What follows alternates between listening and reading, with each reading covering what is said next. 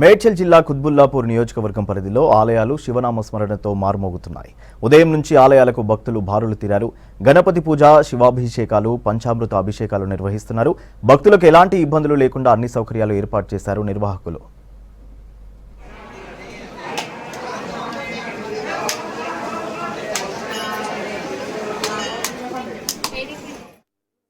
ఈ ఆలయానికి పెద్ద కొండ మీద ఓ గుండు ఉండే, గుండుకు 250 సంవత్సరాల క్రితం పిడుగుపడి పెద్ద సొరంగ మార్గం ఏర్పడ్డది.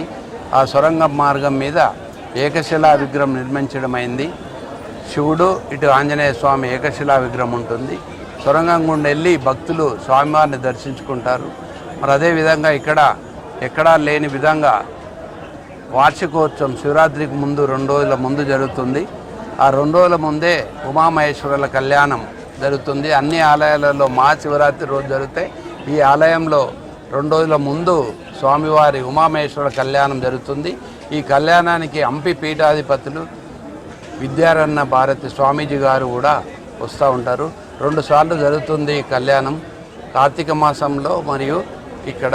మరి అదేవిధంగా భక్తుల సౌకర్యార్థం నీళ్లు కానీ అన్ని విధాల సౌకర్యాలు అన్ని జాగ్రత్తలు తీసుకుంటున్నాము.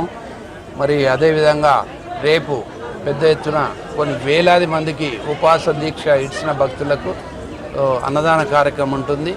జాగరణ చేయ భక్తులకు కూడా ఎన్నో సాంస్కృతిక కార్యక్రమాలు వెంకన్న ఇంటర్నేషనల్ మరియు మహబూబ్నగర్కి వెళ్ళి కూడా కళాకారులు వస్తున్నారు.